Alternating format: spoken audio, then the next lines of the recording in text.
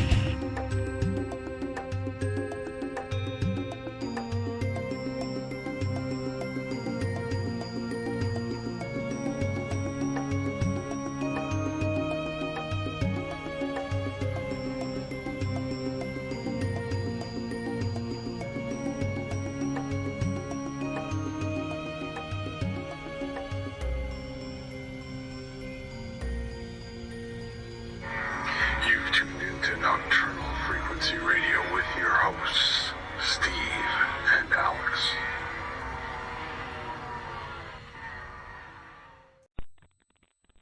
You are listening to Nocturnal Frequency Radio, hosted by Steve, Jenny, and his satanic assistant, Alex Montini, both of whom can't go into churches without vomiting. Hello, good evening, good morning, good afternoon, wherever you may be around this wild, wacky, and sometimes disturbing world of ours. Yes, that's the intro to the Mindset Podcast, a weekly attempt to open eyes and shedding light on what's really going on in the world, all done by ripping apart the media madness that masquerades as news.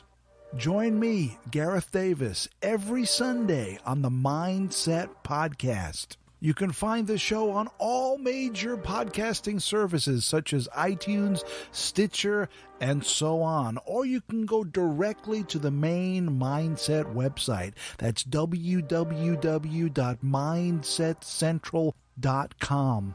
Check out the Mindset Podcast. Bring your curiosity, your opinions, and a sense of humor. And remember that some worldviews are stranger than others.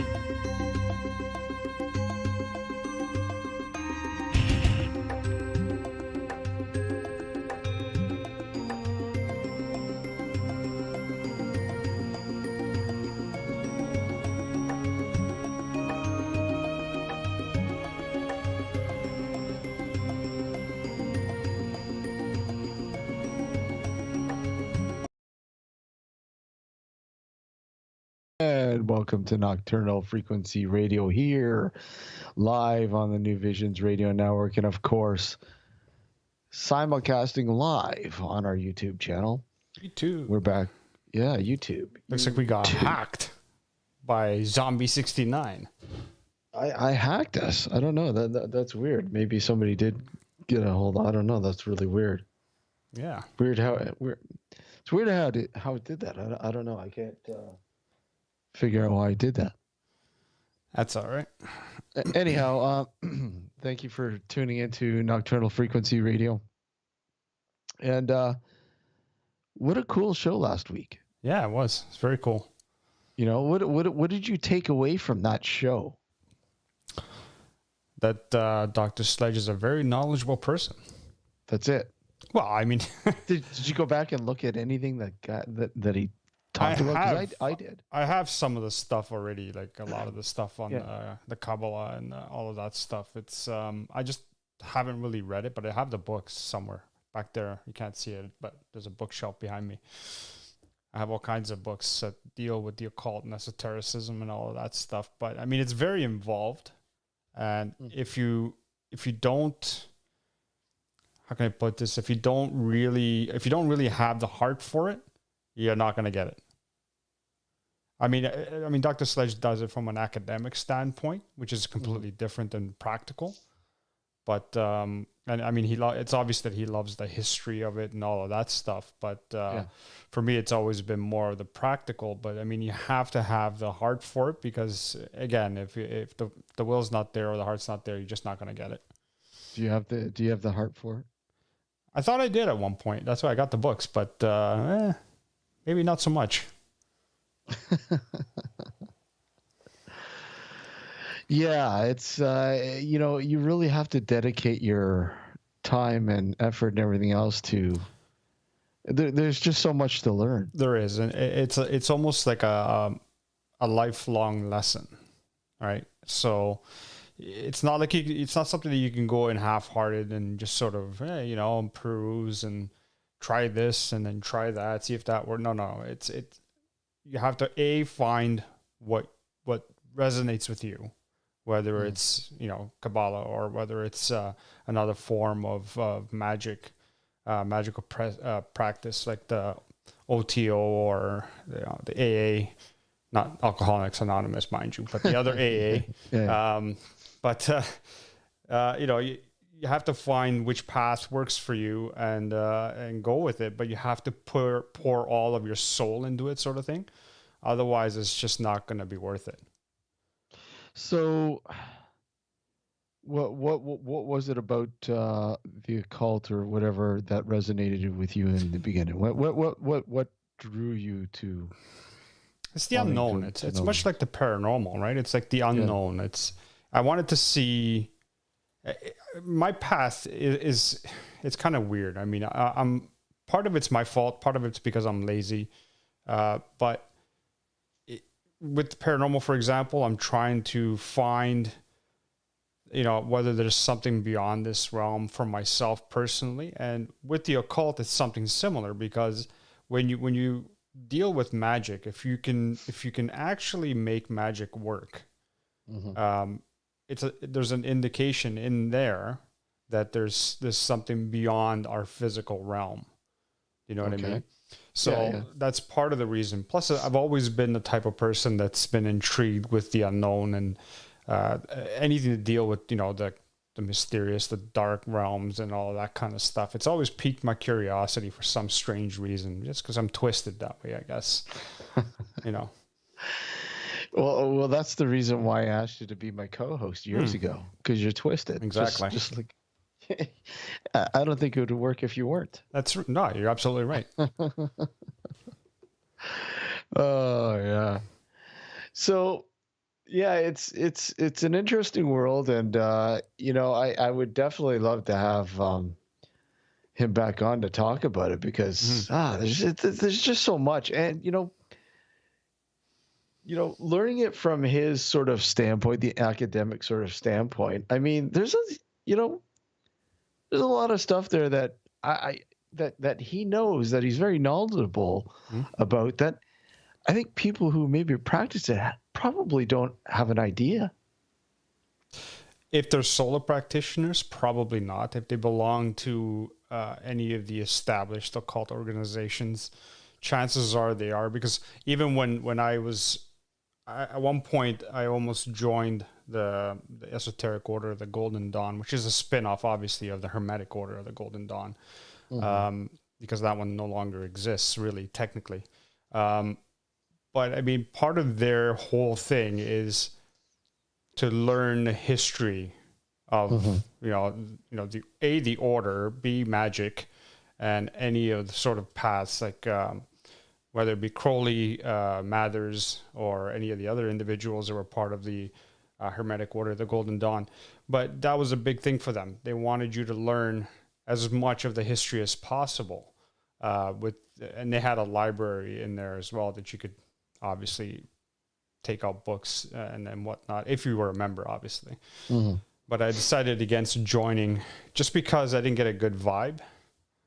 What do you mean you didn't get a good vibe? Well, I don't know how to explain it. Sometimes when you do something or you get in touch with someone and you just don't get a good vibe. I mean, first of all, I got in touch with one of the guys there, a freighter, as they're called, freighter. I can't remember the guy's name, but anyway.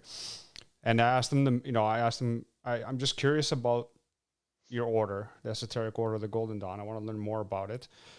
Is there any chance we can meet up one day and we can sort of discuss it? So he agreed to meet up at a Starbucks on Bloor West Village, somewhere down there.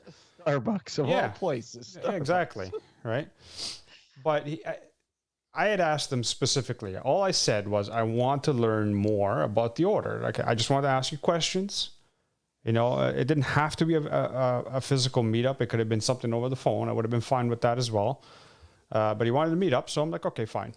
And he comes there and we introduce ourselves, what have you. And right off the bat, he takes out an application form for the order. And I'm like, wait a minute, whoa, slow down. It's like, I said, He's recruiting you, buddy. well, hey, it's like, I want to learn more about the order first before I even take that leap. So we started talking, and he gave me a brief description of the order and how it came about to be. And then he takes me to the temple. He took you to the temple. He actually took me to the temple. And at the time, it was located on Park Lawn, just north of Lakeshore. Okay. Yeah, it's since been torn down because they make way for condos, obviously. Yeah. So here's the ironic part, and the story has a tie-in to me, right? So anyway, all this was done. He takes me there. He didn't actually take me into the temple room, but he took me to the temple itself, like the building itself. Yeah. And he explained, whatever else. And this was years ago, so I can't remember all the stuff that he said. But anyway, so right there off the bat, I was like really put off by the fact that this guy just really looked like he was desperate to sign me up.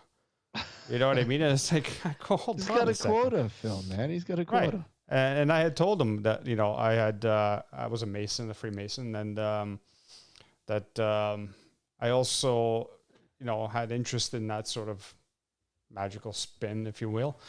But so anyway, the funny bit to this story is, so once their temple had to be closed down because they demolished the building to make way for condominiums, eventually they basically rented our lodge room, our Masonic temple lodge room, to do their business, to do their sort of rituals and whatever. Like basically they went from that temple.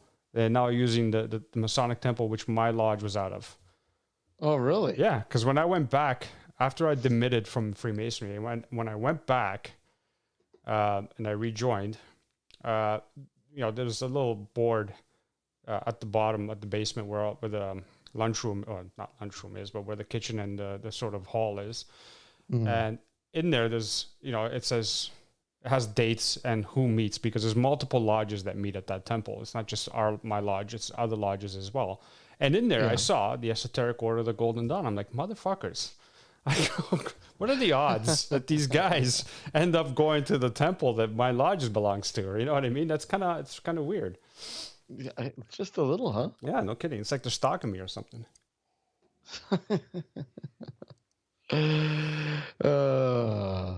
Yeah, that's, do they have a quota? I mean, is this something that, that's a reality? Not really. Okay, so it really, I guess, depends on how big the membership is. And there's no quota in the sense that you get paid for signing up new people. But if you have a temple to run, and obviously with any sort of organizations like that, or even the Freemasons or any other order like that, you have dues that you pay yearly that go towards the upkeep of the temple and what have you. Yeah. So if this Esoteric Order of the Golden Dawn was, say, for example, dwindling in membership, then obviously they would have been hurting for money in order to maintain that temple, or even have another temple down the road, right? So sure, I can see why they were excited to get new members in as quickly as possible, just to get the initiation fees and the yearly dues, just to say, they can beef up their coffers a little bit more, right? That makes sense. True. Very, very true. Very, very true. Yeah, so you decided against it. You didn't get a good vibe. Yep. It just didn't seem like the right thing to do. Well, he was off-putting. He was too pushy, right? Yeah. And when someone's being too pushy, it rings warning bells in the back of my head. And not just me. I mean, most people would feel the same way. If you, for example, if you were to go meet someone, let's say you're interested in buying a car, and you go to a dealership, and the guy's like pushing you to buy this car, buy. Obviously, you're gonna be like, "F you, I'm leaving." You know what I mean? It's like, I want to be able to take it for a test drive. I want to be able to see if I like the car. I don't need you pressuring me to buy it. So that's it, right? So after that, I just sort of said, forget it. I'm not interested. I'm, thank you for your time, and I'm gone. Fun times. Man. What's that? Said fun times. Well, that's the way it usually is, right? Yeah. That's the way it usually is. We also have God, dude, we're actually going to be guests on a show. We are, yes. The Outer Realm. Thursday, was it Thursday night, right? This Thursday, yes. Time just flew, like when we, I know. Since we set that up. Well, we set that up the last time we were on the show, which is a few months ago. Well, it was a while ago, yeah. A while ago. So that's coming up on Thursday, which is pretty cool. Yeah, and for those of you who don't know, that's Michelle DeRoche and Emilia Pisano, who have been guests on our show as well. They have their own radio show that broadcasts, I believe, Wednesday and Thursday. They broadcast 2 nights a week on the UPN network. You can follow them on Facebook. Just look up Outer Realms. I believe it's Outer Realms Radio, or is it something else? Outer Realms. The Outer Realm Radio. Yeah, the Outer Realm Radio. Yeah. So look them up. Subscribe to their YouTube channel. They also have a YouTube channel there. The United. What's it? United. What does the UPN stand for?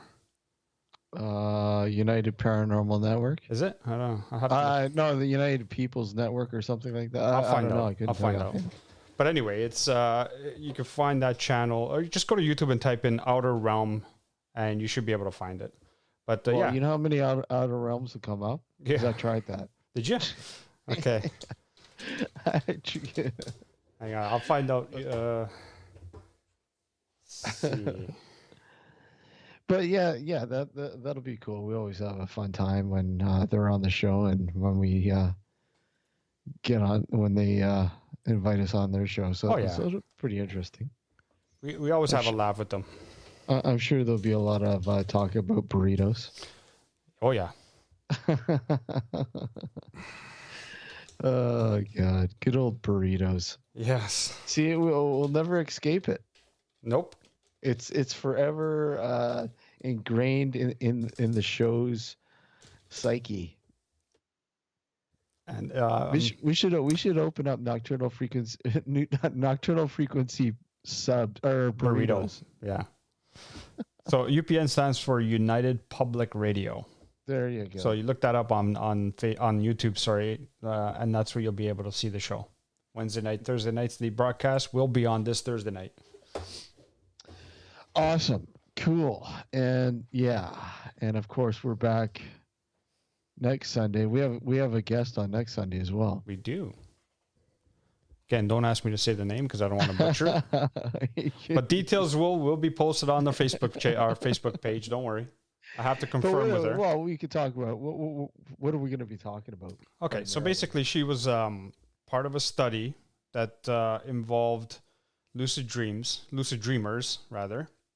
And the point of the study was to see if they could communicate with people who were in a lucid dream state by asking them certain questions and seeing if they were able to get any sort of response. And it wasn't a traditional response in the sense of you ask a question and the guy or the girl would answer back vocally, but they would, how can I put this? They maybe would blink. Like I know your eyes are closed, but you could still kind of blink when your eyes are closed. And they would get responses based on that. And they were very simplistic questions like, what's 1 + 1 or, that kind of stuff. But I mean, the study is interesting because of what the potential of it could be. And that's part of the reason why I wanted to have her on, is to discuss the potential of what this could potentially bring. I mean, if you think about it, if you're able to tap into someone who's dreaming or lucid dreaming at the very least, and have a sort of like a conversation or maybe guide them at some point to somewhere. I mean, who knows? I mean, the potential, like think of it like almost like remote viewing, for example, where someone is able to remote view a far location. But if you're in a lucid dream and someone's guiding you somewhere, maybe this has, some great ramifications, some great potential. And this is part of the thing I want to ask her when she comes on is what's the purpose? What's the end game for this kind of study? Like, what are they trying to achieve? And what do they hope to achieve if they're able to finally sort of establish solid communication with someone who's lucid dreaming? Well, I don't know. That's a hard question, and a hard question to answer. But of course, I'm sure she's going to be straightening that out a little bit. Obviously, from her experience, her standpoint, Correct. obviously. Yeah. So that'll be pretty intriguing. Yeah. Um, so that's next Sunday night. Yep. And next Sunday night, and of course, April 11th. Now, I guess we can sort of put that out there. One of our good friends, longtime friends, the guitarist, one of the guitarists from not November's Doom. You're about to say Nocturnal, didn't you? I was going to say Nocturnal Doom. Yes. Vito Marchese. November's Doom. Vito Marchese. Will be on Marchese. Sorry, Marchese. I always say Marchese. Marchese will be coming on, and will be sort of. You know what? He always wants to come on and just. He just wants to just like take it easy, sort of. Like he loves the look. Let's go with the punches, roll with the punches, sort of thing. Which is fine. Yeah, but I know he's gonna want to get you to talk about movies, and I go, there's no use in asking Alex to talk about movies. That's right. It's like talking to a wall. Yeah, but he's gonna open you up. You can try. He will. He will. All right. For those of you who don't know who November's Doom is, shame on you. They're a great band. Awesome band. Go check them out. November's Doom. They got great song. I mean, obviously, if you're into metal, you're gonna have to be into metal to like their music. But if you are into metal, look them up. November's Doom. We've had them on before. We've had both Vito and the lead singer Paul Kerr come on the show a couple of times, actually, right? And we were privileged once to be the first radio station to sort of play their new release. Yeah. Oh yeah. So the returning guests, friends of ours. So just go and check them out. November's Doom. Don't miss their music. It's really great. Exactly. Yeah. So that's going to be April 11th. So that'll be pretty cool. And Vito's got his own Twitch channel, right? He's got a Twitch channel now. Where he's been lately. What he's been doing is he's been playing some November's Doom tunes. More or less guitar talk and all that kind of stuff. But pretty cool. Yeah. Yeah. Pretty cool, man. Pretty cool. So we'll it'll be on the show November 11th. It gets confusing. 11th. Yeah, I know. And I'm sure we'll play some November's Doom. Well, we can't on the YouTube. Oh, well, maybe we can. If we have their permission, we definitely can. If we have their permission, we can play it. Yeah. So I'm sure that won't be a problem. No. I'm sure they'll be pretty cool with it. Well, I mean, I don't see why not. We played their music before. She could get a hold of some of the videos. Yeah. Yeah. That'd be cool, man. November's Rain. That's one of my favorites still. Oh, I love that tune. Yeah. That's an awesome tune. Okay, so you know what? We're going to take a short break. When we come back, we're going to talk about, all sorts of stuff. Weird and wacky. Weird and wacky stuff. Yeah, like we always do, right? When we got to fill 2 hours. Yeah, exactly. I'm just kidding. Okay, so we'll be back. If you'd like to follow us on Twitter, you can do so at Dark Discussions. Facebook, just simply type in Nocturnal Frequency Radio in the search box. And of course, our YouTube channel here. Like and subscribe, please. And Instagram, which is Nocturnal Frequency Radio as well. And you know what?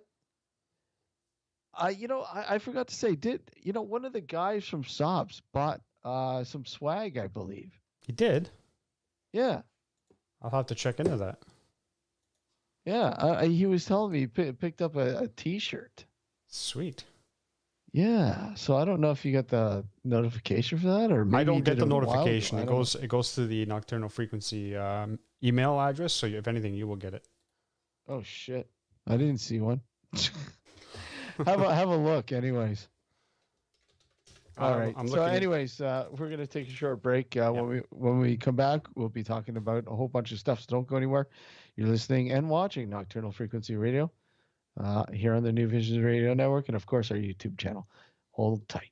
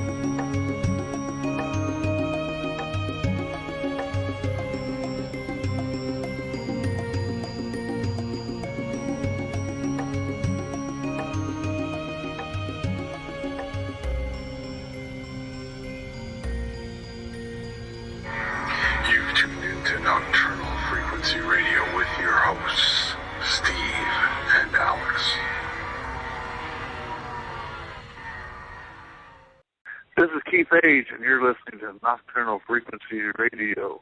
Enjoy.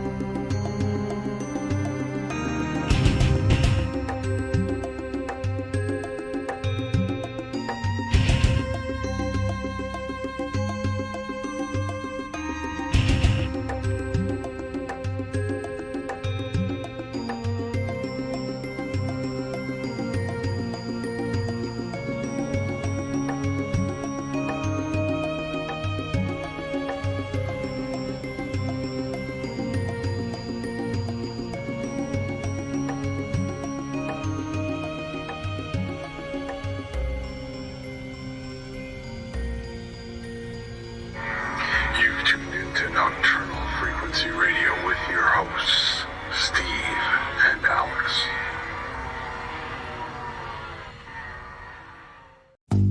Hello, good evening, good morning, good afternoon, wherever you may be around this wild, wacky, and sometimes disturbing world of ours.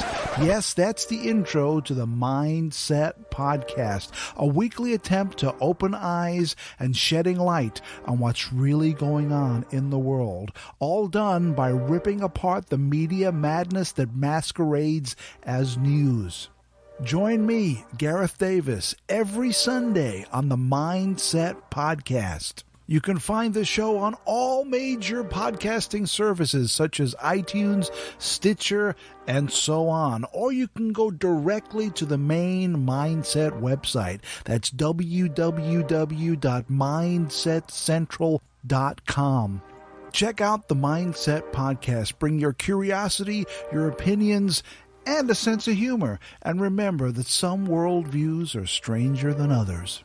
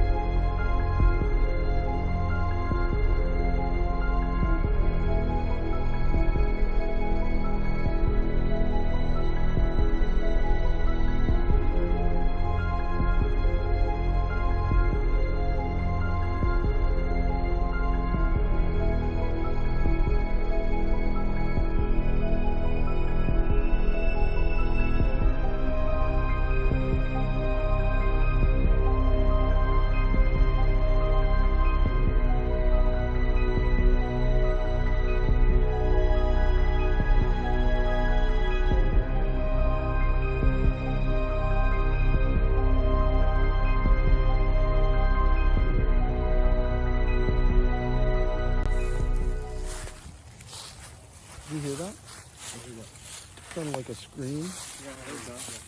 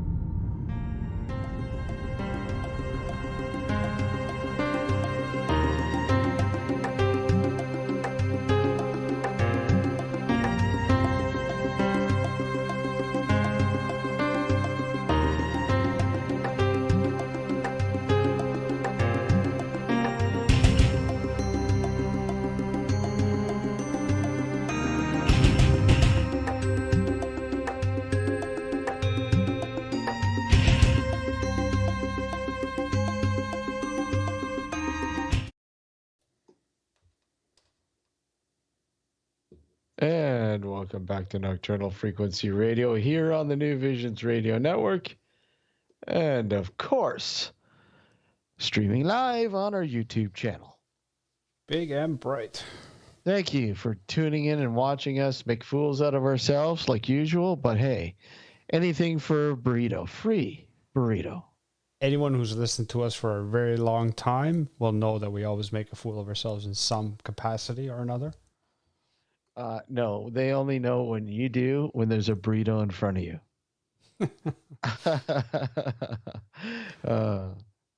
But we have... So, speaking of, and I know we played this already once, and I want to play it one more time. This is one of our callers from back in the Block Talk days. No. Come on. You can't play that now. You got to wait for the throwback show. Come on. Go ahead, play it. Here we go. Live on Nocturnal Frequency Radio. Excuse me. I just seen a vampire. If he tell you he want my chicken, I'm not giving him my chicken. I'm not giving him my chicken. These are the kind of calls we used to get when we were on Block Talk Radio, and we used to broadcast actually from 11 p.m. to 1 a.m. Eastern Standard Time. Yeah. Fun times. We used to get a whole bunch of wacky callers calling us at all hours. Yeah. I'm still going, like I said, I'm going through the archives, and there's I remember there's a whole, I forgot about that call actually. Yeah, so did I. That one I totally forgot about, but there's some that I remember I'm trying to find that are just oh god. I'd still want to play them.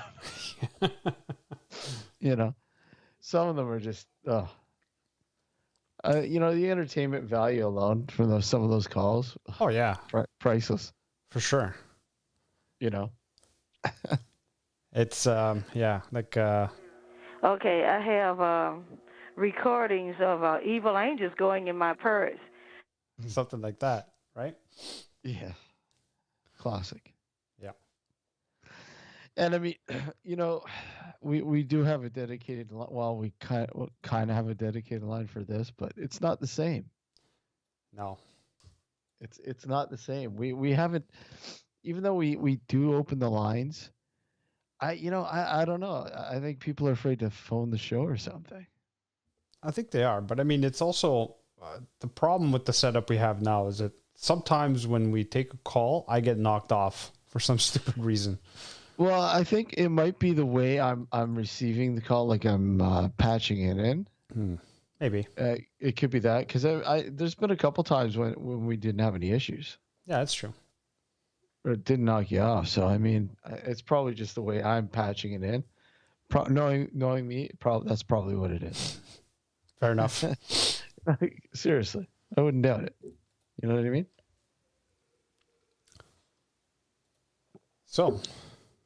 So here we are. Yeah. We got to fill an hour and a half. Yep. An hour and a half. We got to fill an hour and a half. So anybody in the chat whether it's YouTube or New Visions. What would you like us to talk about? Chime in. Let's do this. We'll do this. Okay. Look it. All right. So this is what we're gonna do. The lines are open. We're gonna keep the lines open throughout the show. The number to call is 716-406-4472. If you have anything paranormal related that you'd like to talk about, a story, an experience, whatever, we'd love to hear from you.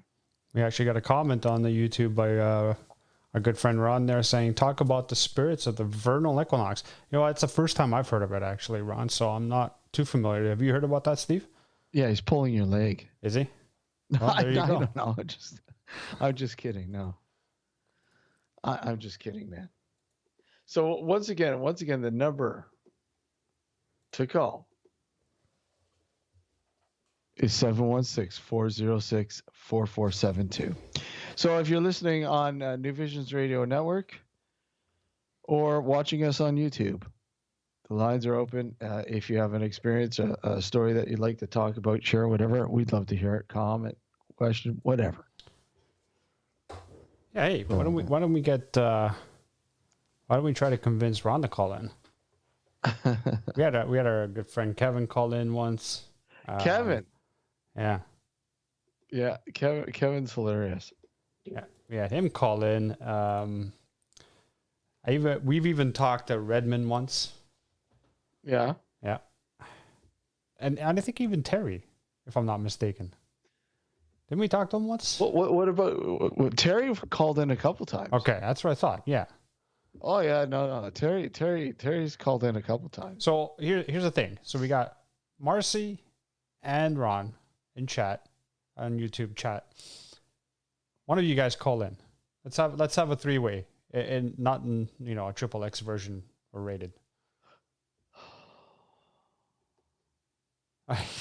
Ron says, sorry guys, I have to be prepared in advance with something of substance. Hey, this whole show it's got no substance whatsoever today, Ron, so just don't worry about it.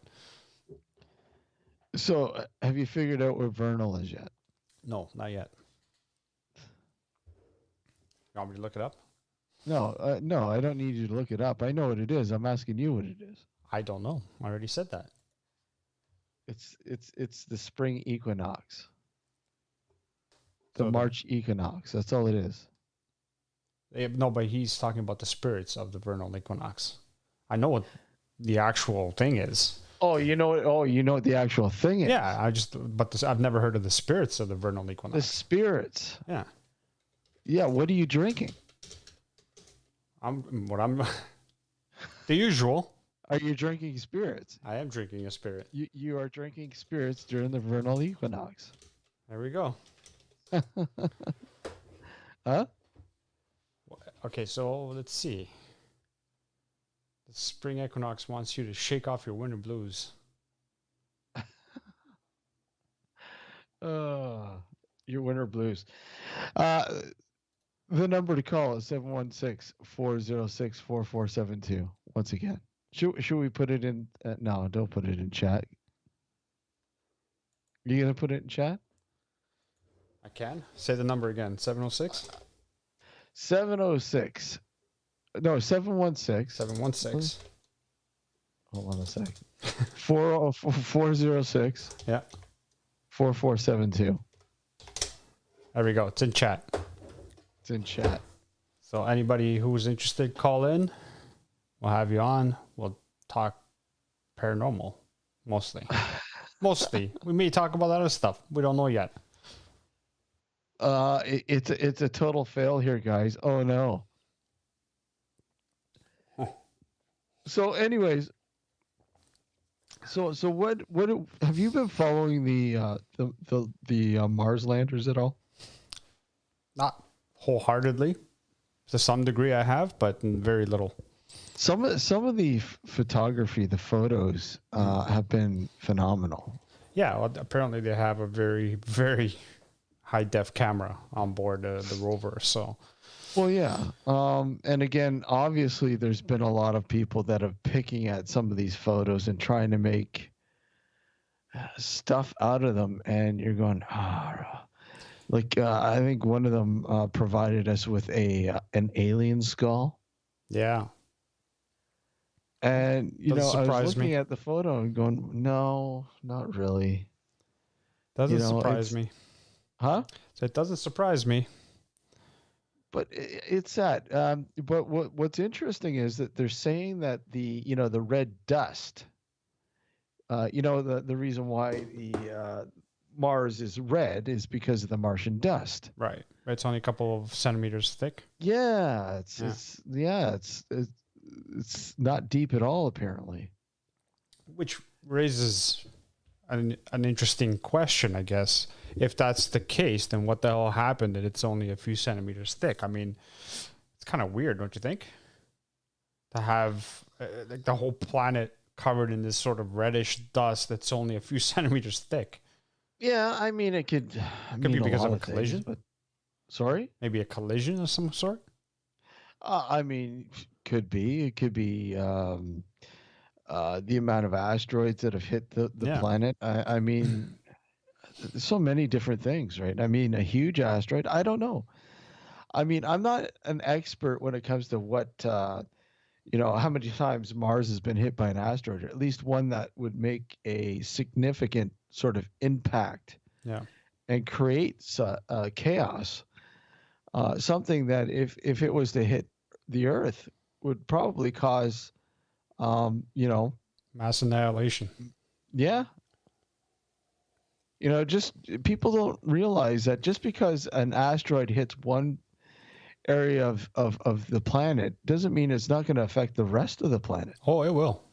Oh, it would wreak havoc. The dust cloud that it will come up. I mean, provided it hits like land. If it hits the oceans, then you're going to have massive tsunamis. That's going to just basically wipe out a good chunk of the population.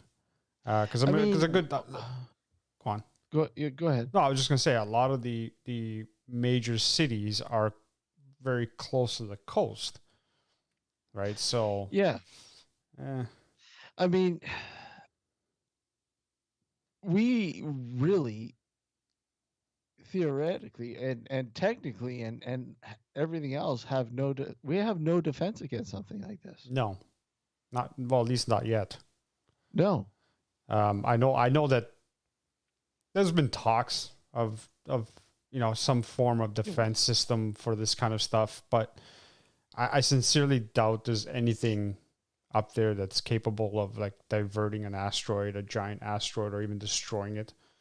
You don't have the capability. No, I mean you could use a nuke, but at the same time, depending on the size of the asteroid, all that might do is just shatter it into 2 pieces or 3 pieces, which could still hit the planet and still wreak havoc.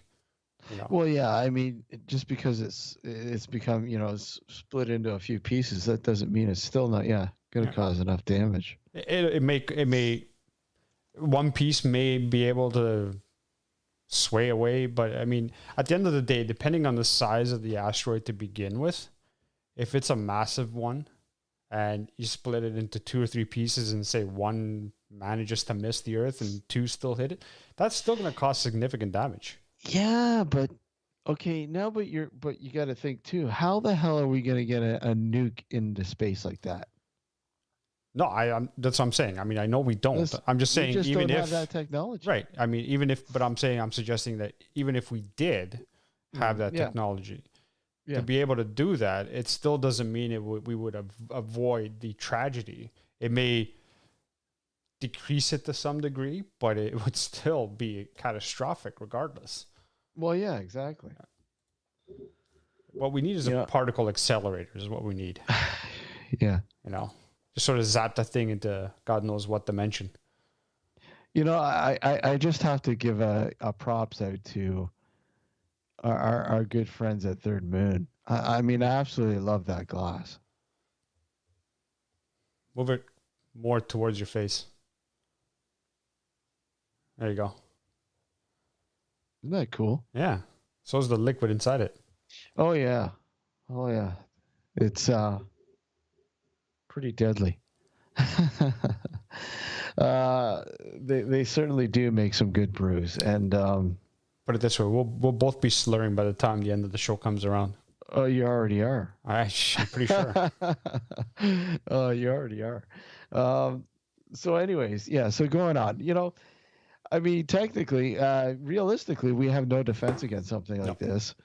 And even if we did, yeah, the more questions are posed on how to deal with something like this and safely. And there's just so many variables. Yeah. And I mean, look, we're not immune to this. I mean, we've been hit by asteroids in the past before, huge ones.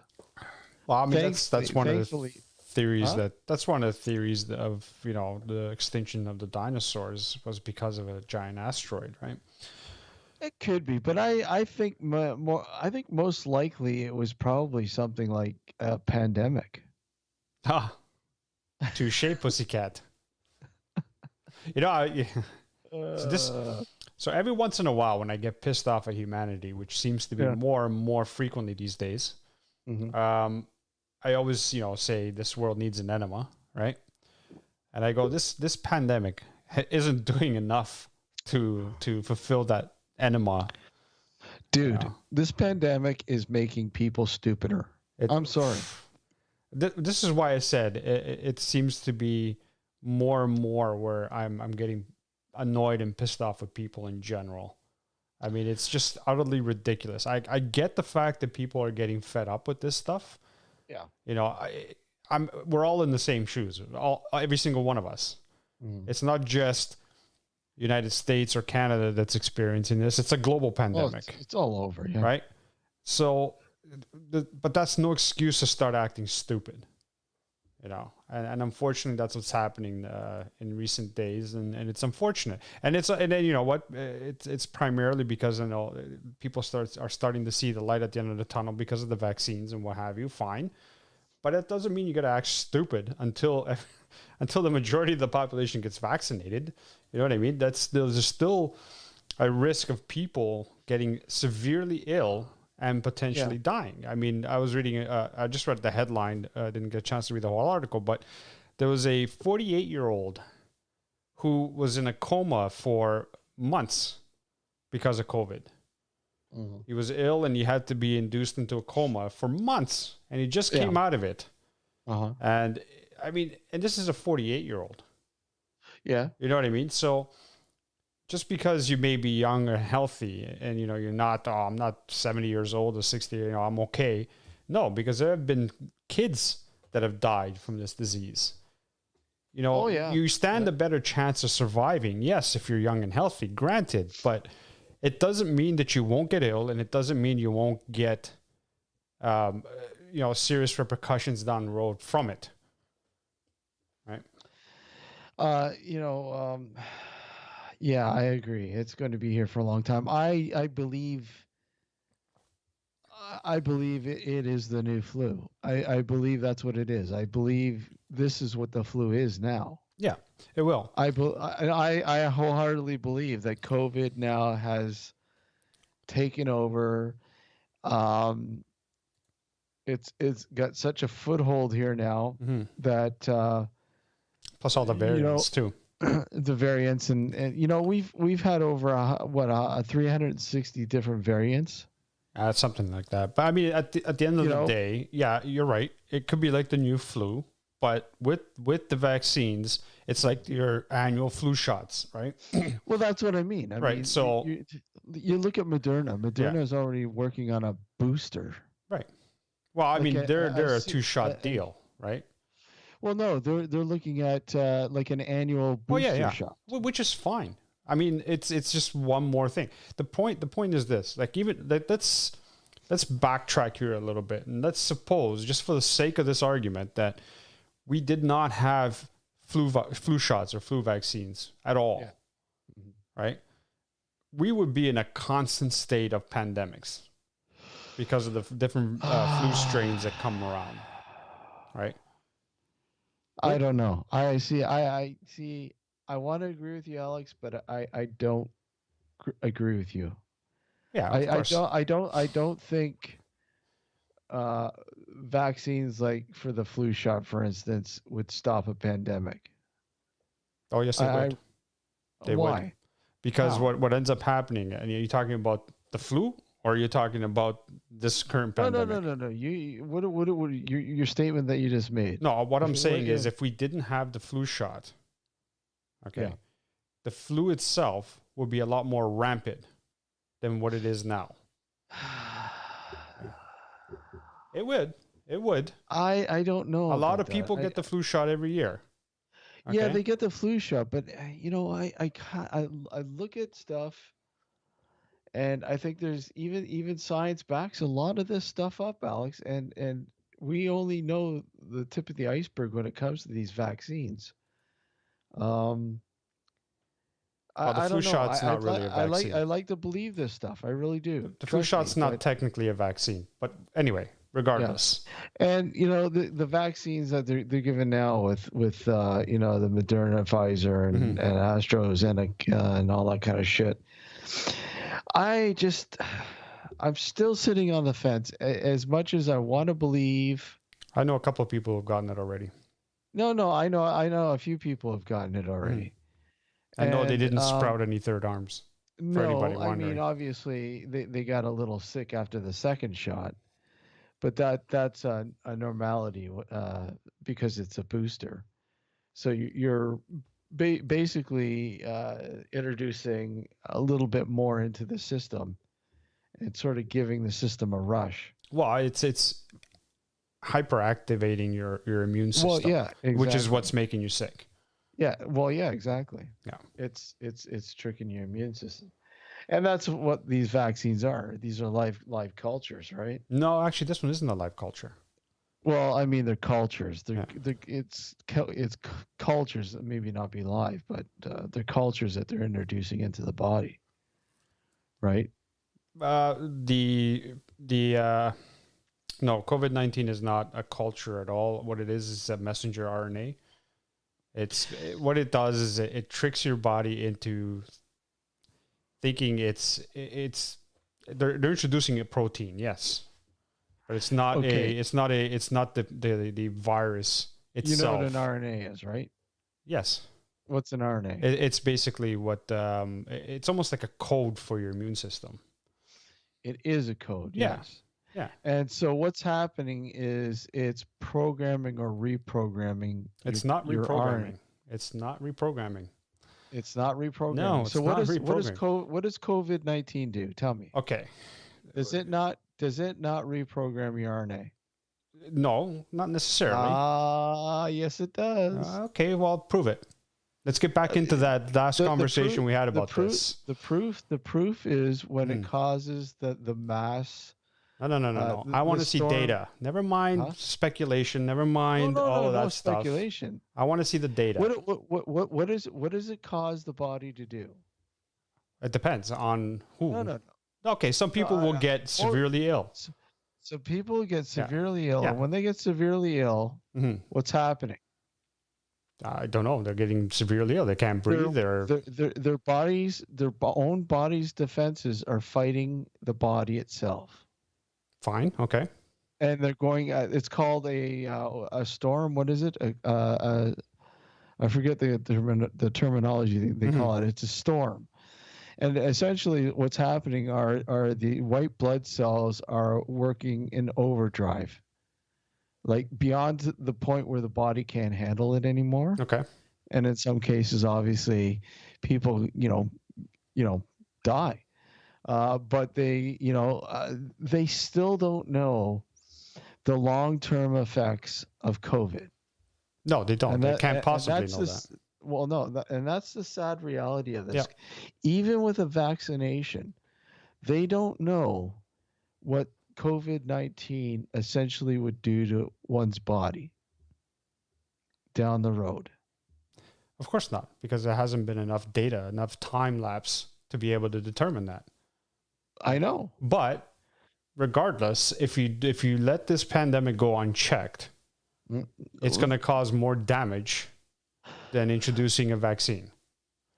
You take for example the vaccines they've introduced in the past for polio, for all of those like smallpox and all of that stuff that they eradicated, and it's starting to make a comeback only because there are anti-vaxxers in this goddamn world.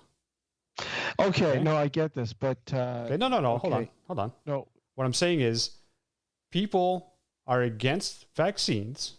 They don't want to get their children vaccinated because they think there's some kind of evil intent behind all of this.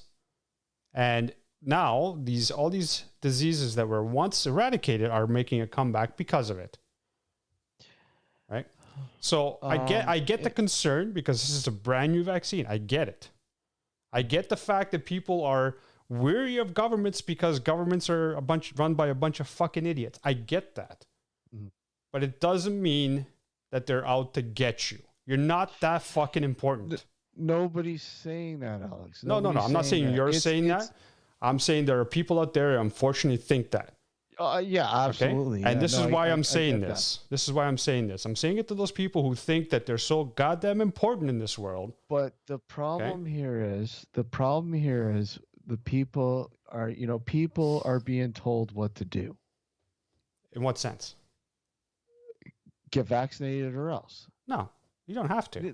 No, you don't have to. No. But society looks at the person who doesn't want to get vaccinated as you're evil. That's fine. People who look at people who don't want to get vaccinated are stupid. So what? Why are they stupid though? I don't get it. I just finished telling you why. There are diseases. It's their free will. If there are diseases that are coming back because of people who don't want to vaccinate their children. Are they though? What do you mean? Are they? Smallpox has been making a comeback. Yeah. All these other diseases that we eradicated through vaccine are starting to make a comeback because parents are refusing to vaccinate their children. So okay. Put that all aside. You look at New Zealand, right? Look at New Zealand. Now, how was New Zealand able to eradicate COVID? Very strict rules. And what were those rules? If you came into the country, you had no choice. You had to isolate, and they basically watched you. Unlike here. Okay, no. Don't fray. Just no. I'm just saying that's what I'm saying. That's why they got rid of it. And they had masks. Yeah. And they enforced the social distancing. Yeah. They did everything they were supposed to. There was no vaccines at all. Right. And still to this day, I believe they're not bothering rolling out the vaccine anytime soon. I mean, if they have no vaccine cases, no pandemic COVID-19, they may not need to. However, you have to understand. They've had a couple cases. You have to understand something. I get what you're saying. I completely understand what you're saying. Yeah. Okay. The problem is, just like in the initial time that COVID-19 came into North America, or Canada, and US, people thought back then, oh, don't worry, we got it under control. Yeah. Right. Of course you do. And look what happened, right? You cannot control everybody to that extent. It may be fine if you're a country the size of New Zealand, which is not a massive country. No. Okay. But when you talk about countries like China, India, when you talk about the US, you cannot control everybody. So why is China doing such a great job? Who says they're doing a great job? Are you believing what they're saying? Well, I'll be honest. A friend of mine who is Chinese, who follows the state and the urban news out of China, and they're not falsifying anything. How do you know that? What's being said? It's because of strict protocols. Okay, but so there's strict protocols that they put in place have been working, and I do believe it, because you got to remember, China being communist, have a little bit more power, of course they do, and reach to do whatever they want to do. Exactly. Right. Exactly. And that's the reason why a lot of this is under control there. But the thing is, you can't do that in a place like North America, because you don't have those policies. You don't have that reach. You don't have that, democracy, if you will. That's right. You can't control the majority of the world, is basically what it boils down to. Yeah. Right. So because of that, you have an option, or you have a couple of options. You either enforce strict rules or strict communist-like rules if you want. Yeah. Or you get the vaccine. But I mean, we've survived thousands of years without vaccinations. Our body has an immune system. Hold on, time out. What? You do realize that our life expectancy now is far greater than what it used to be thousands of years ago? And there's a reason for that? Yeah. Okay, it's because of modern medicine. Okay? No. Yes. It's not. No. Yes, it is. Maybe now, after how many years of being in an industrial world, when we've been exposed to so many elements that we're not supposed to be exposed to, of course the life expectancy is going to lower. It's not lowered. It's gone higher. It's gotten higher now because of the situation. No, it's gotten higher because we have better medicine to be able to counteract. No, I'm talking about the life expectancy being lower. Back then or now? Back then. Back then, people died of a fucking common cold. They died because of a flu.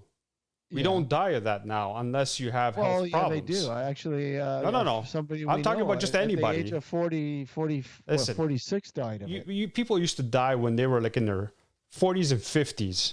Yeah. Back in like 1200, 1300, and what have you. You don't die that young nowadays unless you have some serious health problems. Okay?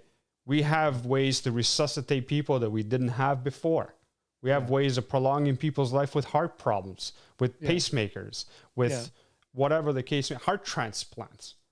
Yeah. Okay? Our life expectancy overall has increased exponentially over the last thousands of years. And I agree with you. I get you. But I mean, what I'm trying to get at, Alex, the problem is how society pegs people who go against it.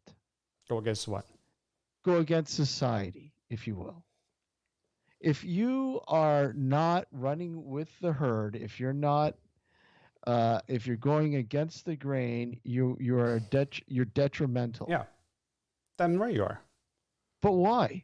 Let me put it to you this way. What makes society look at? And you say this yourself all the time. The world needs an enema. Yeah. Look at society. Mm-hmm. Your neighbor will turn you in because you're not getting vaccinated. You believe that's right? No. But you're not going to go to jail if you refuse vaccination. It's only a matter of time before that happens. No, it's not. It will. No, because there are anti-vaxxers now. God damn it! What the fuck are you talking about? There might be anti-vaxxers now. Here's what's going to happen if you don't get vaccinated initially.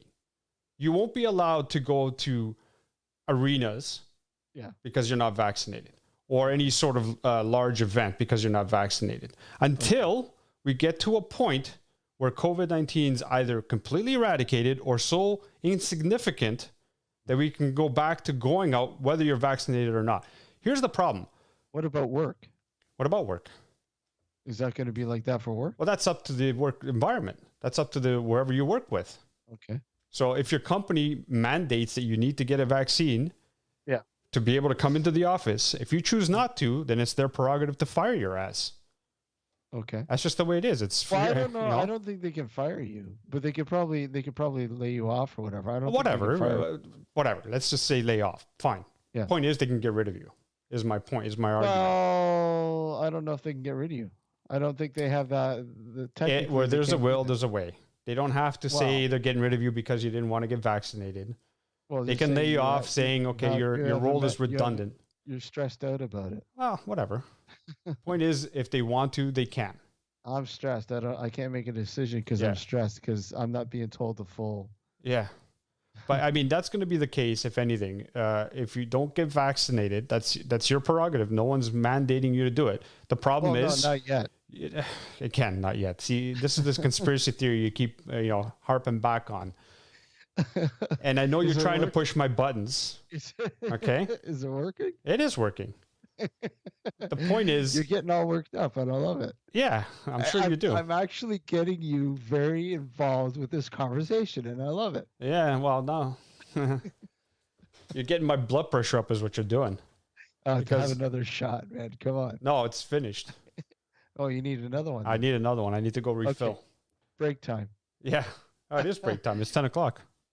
Oh, yeah. Okay, so we're going to take a short break here. When we come back, more of Alex's COVID conspiracies. And No. That's your conspiracies.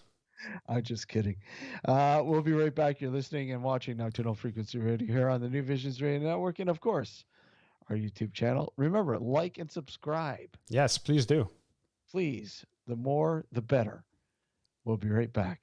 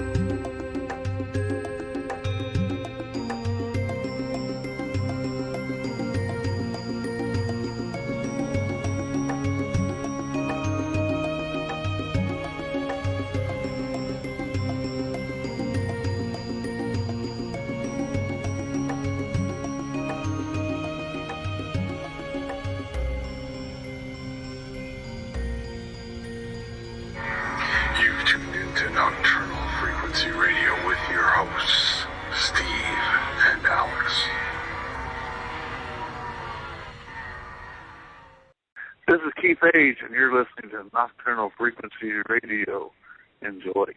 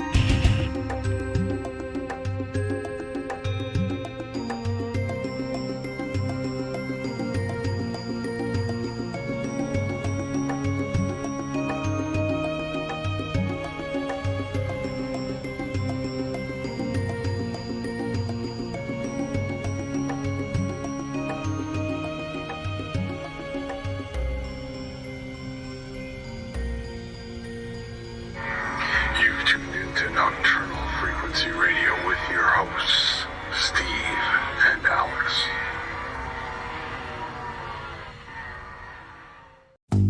Hello, good evening, good morning, good afternoon, wherever you may be around this wild, wacky, and sometimes disturbing world of ours.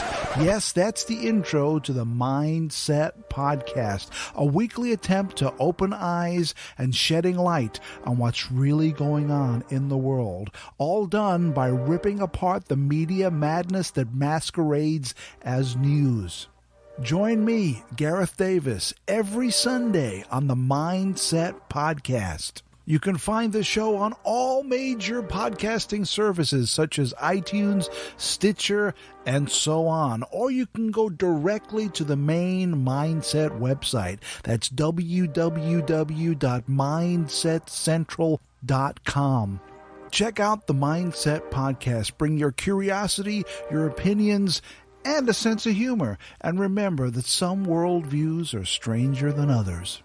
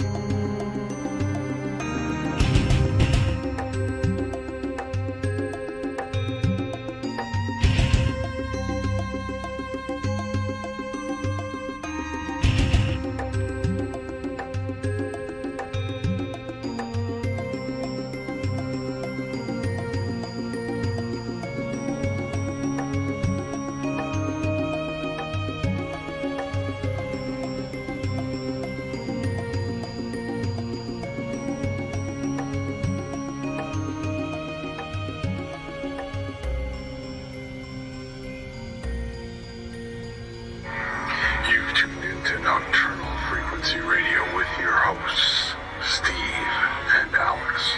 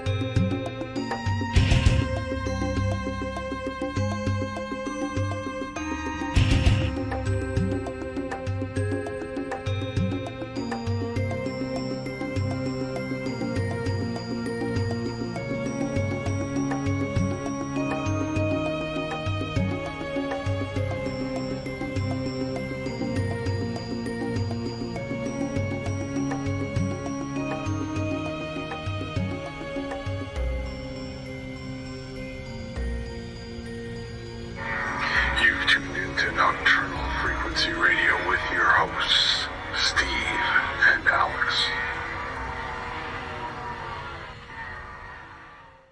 This is Keith Page, and you're listening to Nocturnal Frequency Radio. Enjoy.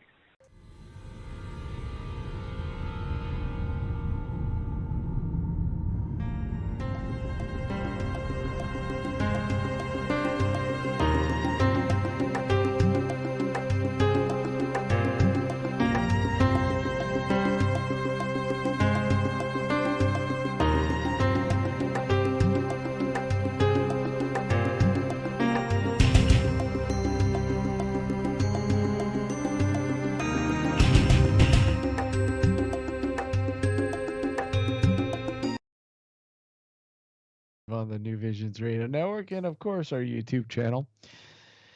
And if you missed the first little bit, we I don't know, we were talking about vaccinations and COVID and all that fun, wonderful stuff. Here's my vaccination. I don't even want to talk about it. Look, I got a little bit left. Yeah. I switched. It's almost as dark as mine.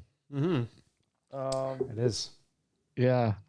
Let's move on from COVID. I don't want to talk about COVID. Yeah, let's move on, shall we? Enough COVID.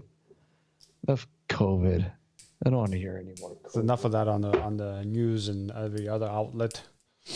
No more COVID. There we go. No more COVID. Frankie has spoken. We have to move on now. Yeah, no more COVID. So let's talk about other dark woodlots. Other dark woodlots. Yeah. So other dark woodlots. So there's one near my house, maybe 15 minutes away from, not even 15 minutes away from me, where apparently Ron said your ratings were going up during the last segment. Yeah, probably. So there's a wooded area about maybe 10 minutes away from my house where not one, but two bodies were found. Murder victims were found. So it'll be intriguing to see if there's anything that happens in those wooded areas that we can sort of, I don't know, capture, I guess, for lack of a better term. So what, are we going to make a new TV series called The Haunted Woodlots? Yeah, why not? go around all the different woodlots. We'll go woodlot hopping. Yeah, exactly. I actually read somewhere that someone's working on, because one of the biggest concerns, I guess, going into wooded areas or anywhere with tall grass is ticks and Lyme disease. Yeah. So there's someone out of, I think, University of Boston, or not MIT, Boston. University of Boston, that's working on a sort of a remedy for that. Paranormal bug spray? Yeah, paranormal bug spray, exactly. To get rid of or to prevent Lyme disease or something like that. Well, that's why I want to get out and finish our shoot, right, before it gets too warm. And then, because I think they primarily the end of May. Yeah. mid-May, mid-May, they start to wreak havoc. Yeah. So I'd like to actually. I was out there today, and it's in good shape. So I mean, maybe soon we could get out and do a couple more sessions. Sure. And get the footage we need and finish this sucker off. Yeah, for sure. I'm sure people are dying to actually watch the actual documentary. Yeah, I mean, working on it and seeing there's still a lot of stuff I really need to fill.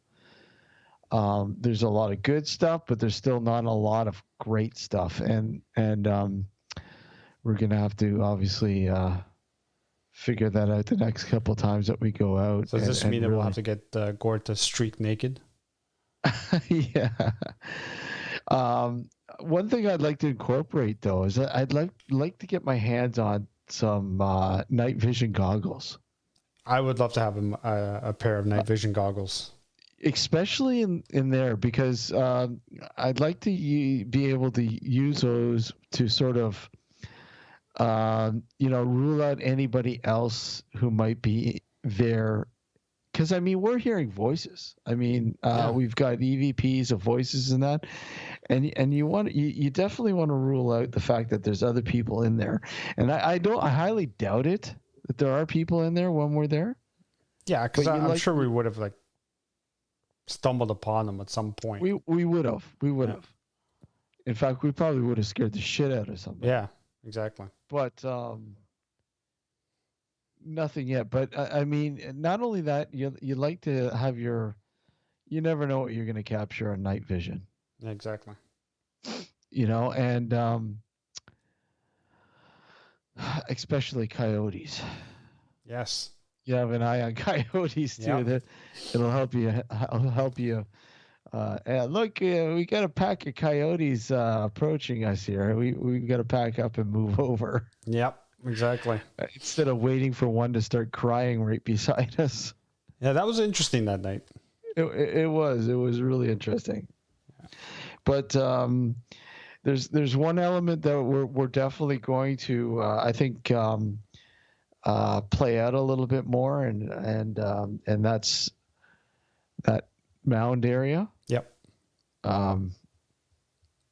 We'd like to see if that could be something else other than a mound. Mm-hmm. What is underneath the rocks? Yeah, exactly. Is there a tie? Are there more bones?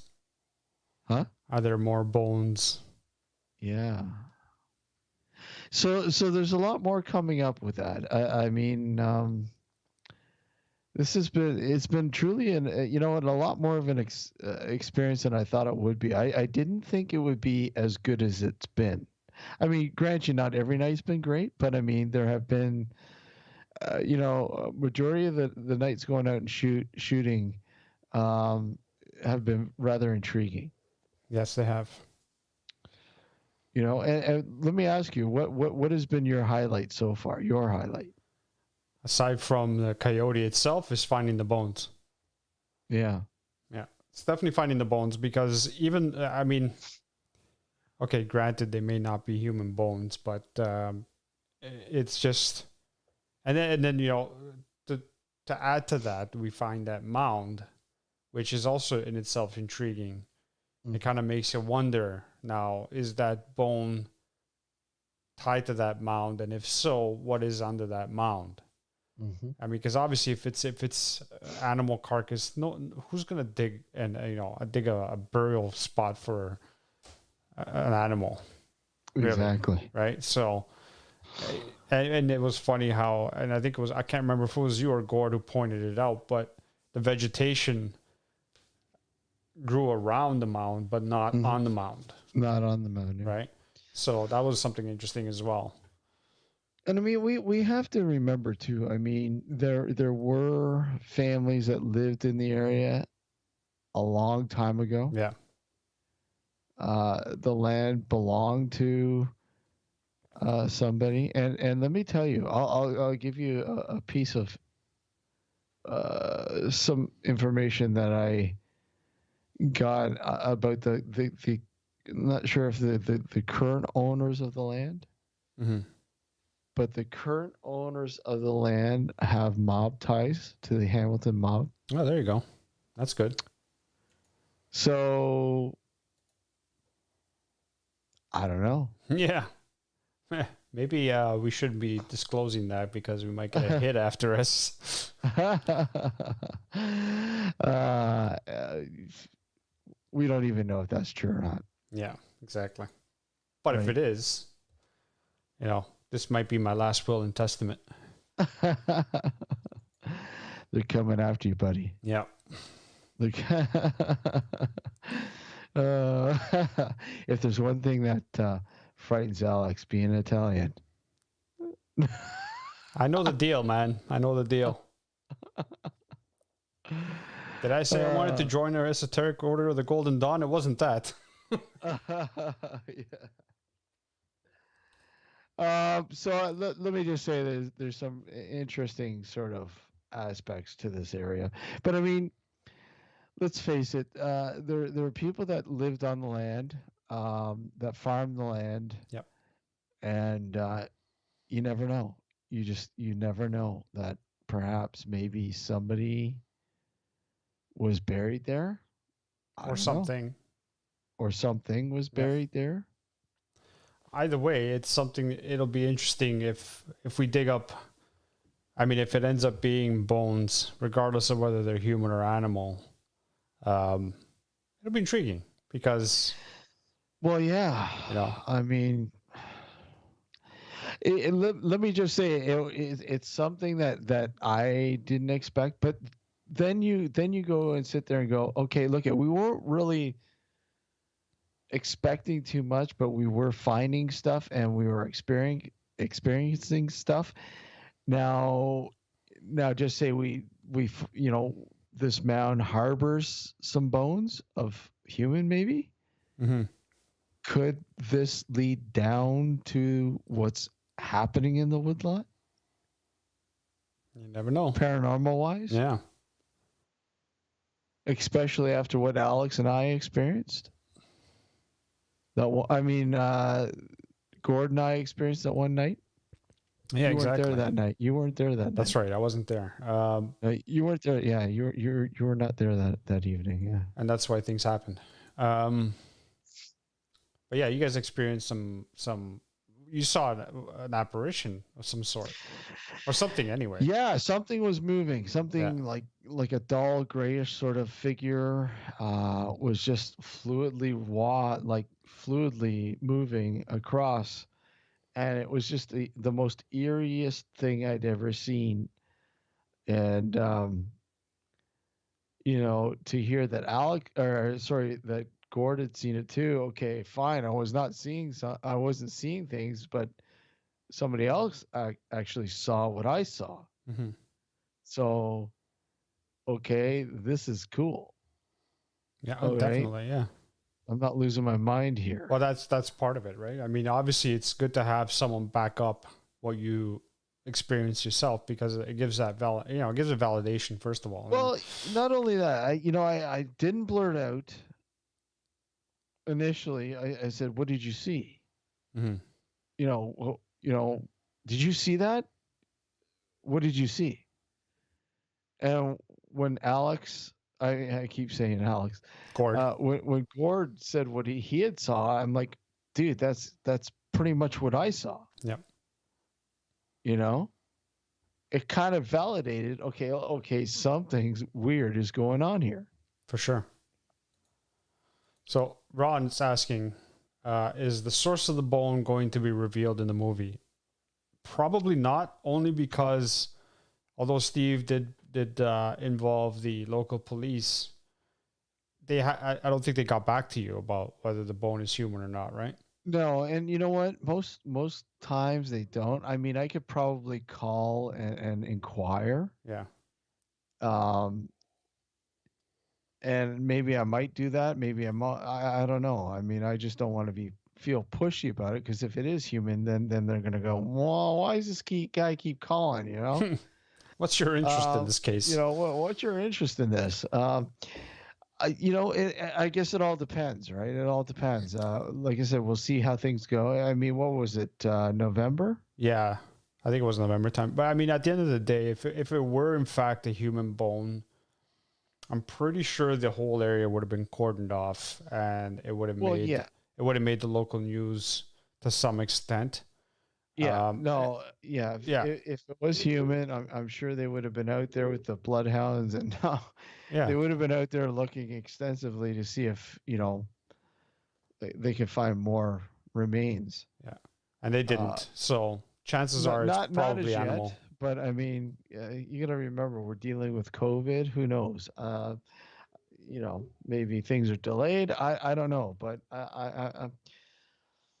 I think if the case was, if it was human, they're not going to tell me. No, but I mean, you would have known. I don't think they're going to tell me either way if it was human or no. They probably wouldn't have. But the fact of the matter is, if it was a human bone, they would have cordoned off the area and done a thorough search, and it may have gone into the news, and you would have found out one way or the other. The fact that I didn't see anything in the news about it, you probably didn't see anything in the news about it. We had gone back not that long after, and we didn't see anything disturbed. Chances are the bone was probably animal. Most likely, and I mean, the one cop said that. I mean, we're giving away, okay, enough. We don't want to give away too much. Yeah. So, yeah, exactly. So, follow up to Ron's question. He goes, do you suppose an archaeologist would determine what it is just by looking at the video footage? Maybe. Probably, most likely. I mean, direct them to our YouTube channel. Yeah, I mean, pretty much we got some good photos and video footage of it. So, I mean, it's, I think one of those guys, any of those guys that know, that sort of in the know about that kind of stuff would be able to tell just by looking at it. Yeah, for most sure. likely. Yeah. I mean, I myself, I looked at the difference between a deer, a deer femur and a human femur, and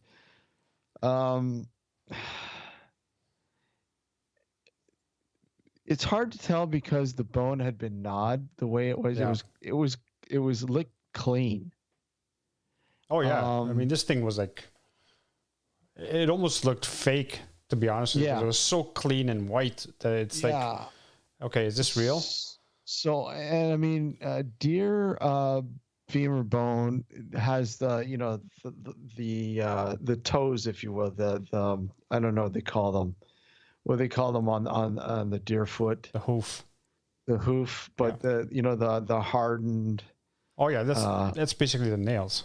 The nails, right? Yeah. It didn't have that, so I don't know if those were gnawed off. If that was the case, then I would be leaning it might be human, because I did not see those, because those are apparent on a deer bone. So I don't know. Like I said, I'm up in the air. I don't know. I can't decipher either way which one it is myself, because I'm not an expert at it. Maybe you should call the police department and find out. I was thinking about it. Yeah, before we finish the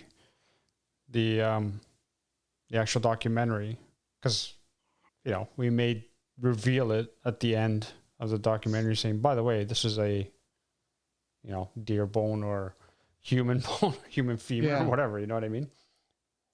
Yeah, no, I could call and find out. Yeah, I'm sure, but how do you know I haven't already, though? Yeah, you could be playing hard to get. You don't want to give too much away for this documentary. Come on. I know. It's you got to watch it. Exactly. That's it. You got to watch it when it's finished. You'll find out everything. A lot of sweat, blood, and tears went into it. Yeah, and farting. Yeah. A lot of paranormal noise going on. And trees were getting knocked down. But that's good for you. Yeah. I think Ron asked another thing. Yeah, it's just, hey, get on the other line. It's that guy calling about the bones again. Yeah, exactly. They're going to trace the call. Yeah. Oh, here we go with the feedback again. Okay, there it's gone. Okay.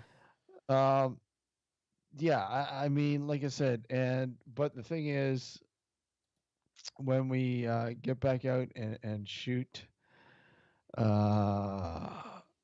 which will hopefully be soon, because I mean the weather's gotten so much better lately. Yeah. That area is going to be, primary target one, I guess, and not just physically, but audibly as well. I mean that's going to be huge, and I do want to see about getting night vision goggles. And oh yeah, one other thing, a new teaser trailer will be coming soon, because I've been working on it, because Patrick and I went out there a few days ago and shot some more drone footage. Yeah. Some really, really cool footage that will be included in the upcoming new teaser. Awesome.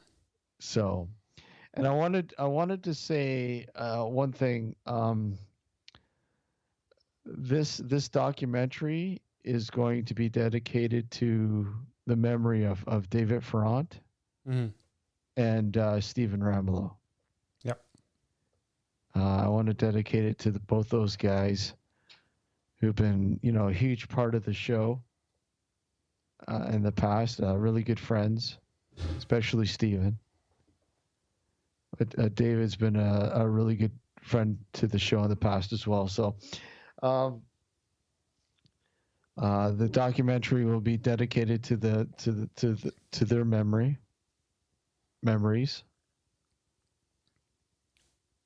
and hopefully, things will be ready by October. I'm looking for October to have this finished. Just release it on Halloween night. Yeah. We'll do a live stream here on YouTube. Why not? Special live stream watching the doc. Can we do that? What, play the documentary on YouTube? Yeah. Yeah, of course we can. Can we have we can do it on Twitch too, can we? I think you can do it on Twitch. Yeah, we can do it on Twitch, but I don't know if I can do simulcasting unless you do the Twitch end and I do the YouTube end. Well, we could figure that out. But we can do it on, maybe we'll do it on YouTube here. Yeah. We'll have a premiere of the documentary on YouTube. For sure. And what we could do is, I'm just trying to see when. It's on a Monday. No, I'm looking at the wrong date. Hold on. Yeah. Halloween falls on a Sunday this year, which is perfect. Yeah. That's when we broadcast. So what we could do, we could definitely do the premiere on YouTube, and then we could also, if we create a Twitch channel, we could also do Twitch as well. But I don't know if we could do it at the same time unless you're willing to do one and I'm doing the other. Like I said, we could work out those logistics when we need to, coming down the wire. But that will be a part of season 14. Yes, it will. Yeah. Season 14. Yeah.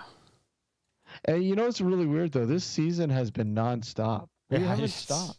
That's right. And I think it was Ron who said this, but he goes, this is one season where we're actually going to have more episodes or more. I mean, we're already up to episode 28. And normally, I don't know how many we normally do in a season. Not that many.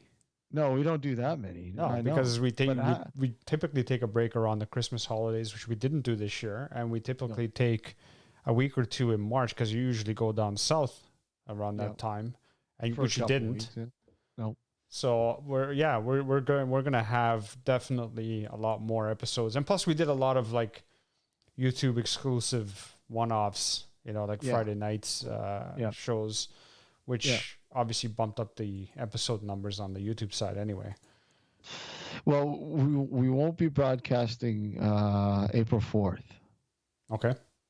Yeah, we won't be broadcasting because that's Easter weekend, right? Yeah, that's right. And yeah, we won't be broadcasting. That will leave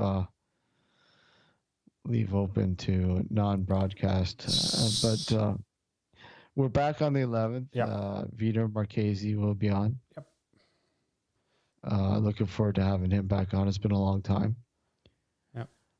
Yeah. So I mean, yeah, look forward to that. Hopefully, I'm hoping that I'll have things all finished, edited, and polished off by October. One thing I'm looking for though is I'm looking for somebody who wouldn't mind volunteering or donating, because again, this documentary is totally no budget, man. Yeah. Like low budget. We're talking about small budget, next to nothing. But I'm looking for some atmospheric music. I'm looking for some sort of a score. If somebody is, maybe a student who's looking to get their stuff put in, their music put in something or whatever. Why don't we just ask Vito? I know, eh? We should. Why not? He could probably put something together for us.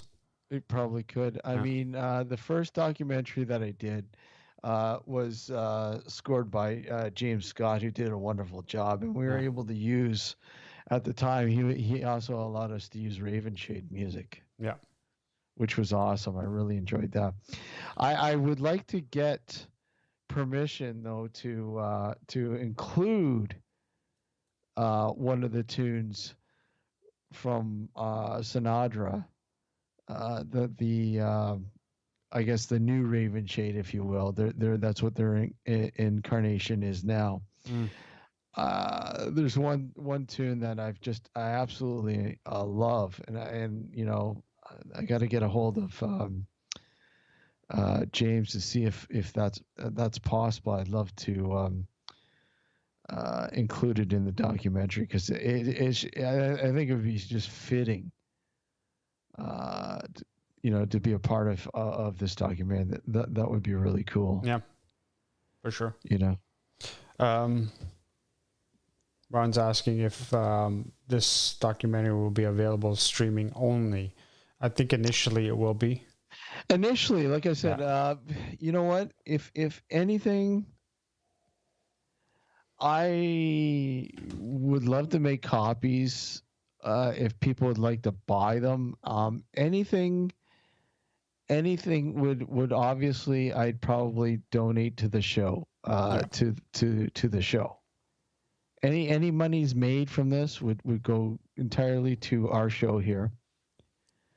I'm not looking to make any money off this. I don't. That's not my goal.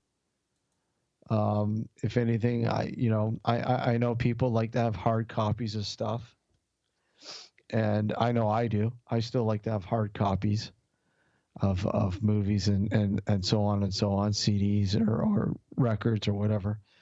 There are people, and I would, I'd make copies. I definitely would make copies. And like I said, name your price if you will. If you want to donate, X amount of dollars, like I said, the thing is, any donated money or anything from this goes entirely to the running of the show. Yeah. Didn't Ron say he does music, doesn't he? He's involved in music, isn't he? Ron, yeah, correct me if I'm wrong. We've got to play his music too. That's right. I mean, he's provided us with some music. So that's right. We got to do that. Ron, your music will be played. Don't worry. We'll get it at. But maybe this is maybe this will entice you, Ron, to do something original for the documentary. Well, yeah. I mean, I'm looking for anything. I mean, anything within obviously the scope of the movie.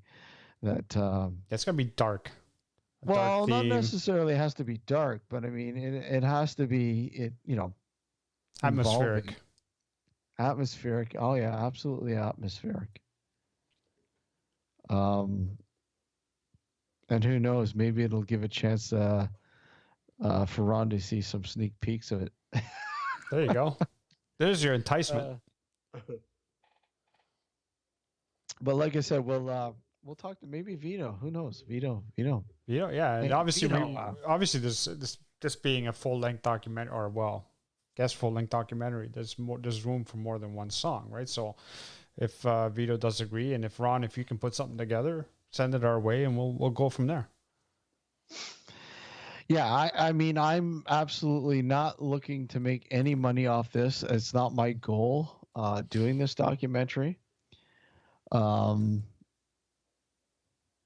It's just it's a story that needs to be told, and a rather interesting story, and one that not a lot of people think about a woodlot. No, they don't. Let me tell you, hundreds and thousands of people drive by this woodlot daily. Yep. And it's an industrial area too. They probably don't think anything of it other than, are they going to fucking build something on it already? Yeah, exactly. That's all. Yeah. People probably just want to, there's coyotes and they're getting into my yard. They're going after my dog.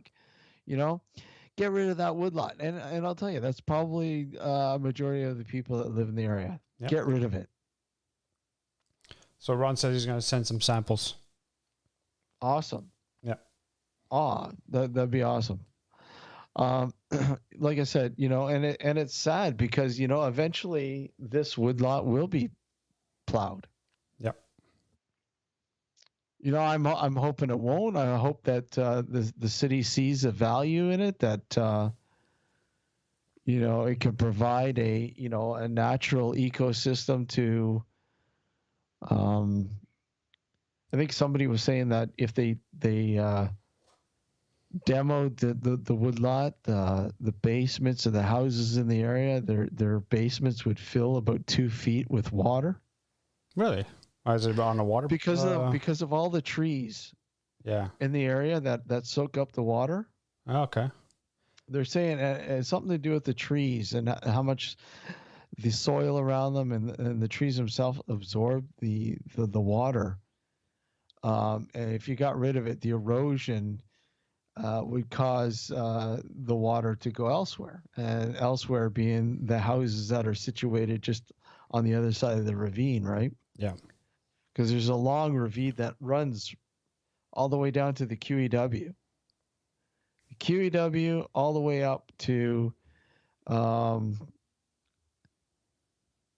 think pretty much it meets up with Bronte Creek on the other side of Dundas. Yep. Not to mention the displacement of the wildlife that's there, like the coyotes. Exactly. Right. They're gonna go and they're gonna wander around the subdivisions. I know. I had an incident like that happen here at the house I'm at now, where I came home. I literally, as I parked in the driveway and I was getting ready to get out, and I was looking at the rearview mirror and I saw a coyote just run by, behind my car on the street. This is broad daylight too, out of all things too. So it's like, the more you build, the more you displace these animals, the more they're going to come around the neighborhoods, right? Well, yeah. I mean, look at the one night we saw the possum in the tree. Yeah, exactly. I mean, Gord wanted to pet it. It's yeah. like, Jesus. It looked lovable enough, man. But yeah. Gord, it's playing dead. It's playing possum. Well, yeah, exactly. And you can see, if you got any closer, man, the thing was like literally like ready to hiss. Yeah. Oh, yeah. I had just the other day, I was actually in my garage and I was vaping in my garage and I had the garage door halfway open, and a possum just came right between the car and the garage door, and he just walked by, stopped right in front of me, looked at me. I stopped my foot and he just ran away. This is at night? Yeah. Yeah. Okay. Yeah. At night, their vision's a little better, but not much. They got terrible vision. Huh. Horrible vision. It especially during the day, and of course, lights literally blind them, and that's why a lot of them get hit. Yeah. Because they're fucking blind, more or less. But yeah, there's a shitload of them around here. I see quite a lot of them. But there's a lot around here too. Huh? There's a lot around here too. And there's hawks that make that place home. I've seen a few of them. Yep. Wild turkeys I've seen in there. Yeah. Actually, lately I've seen like a grouping of turkey vultures. In fact, God, those things are motherfucking ugly. Yeah.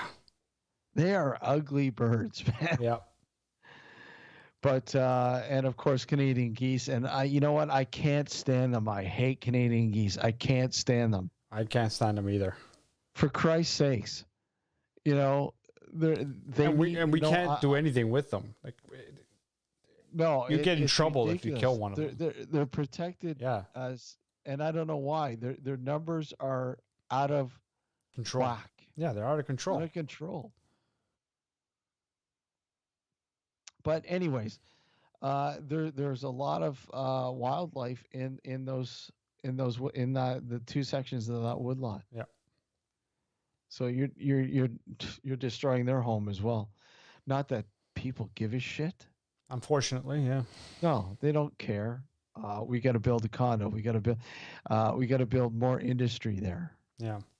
You see these buildings with all these units, and they sit there vacant. Yeah. And you go, why did you bother? Exactly. Why? They're doing a massive build here in my town. Industrial. They're building a lot of industrial warehouses and whatnot. But I mean, they're not tearing down any sort of woodlots or trees for it. I mean, they're building these places in farm fields. So they bought the land off of whoever was farming them, and are building these big plants. I mean, the Amazon plant. We have a big Amazon DC here in Bolton that they built not too long ago, and we also have a big Canadian Tire one.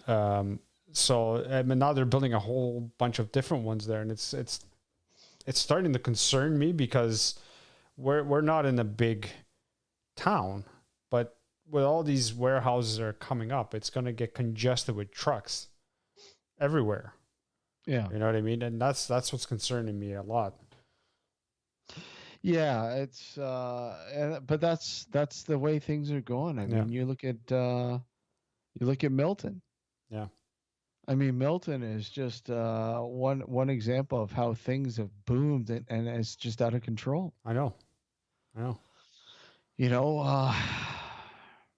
And at this point now, there's not enough housing for the demand, and that's why you get people who are like bidding on houses, and the prices are skyrocketing. Oh, I know, it's ridiculous. Because people will pay because they want out of the city. Especially right now. Yeah. When you can work from home. Yep.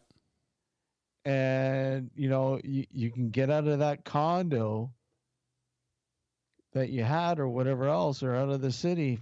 Why not?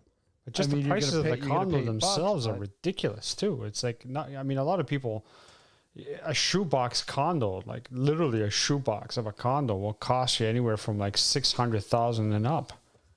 And not to mention the fact that you have to pay condo fees on top of that. So you have to pay a mortgage on a condo at $600,000 plus. Mm-hmm. Plus the condo fees on top of that, plus the property tax on top of that. So it's fucking ridiculous. Well, I know, but at the same time, excuse me, you have a hard time selling a condo right now. Yeah, condos are struggling right now. There's a lot of development that's been done in Toronto that's having a hard time selling all the units.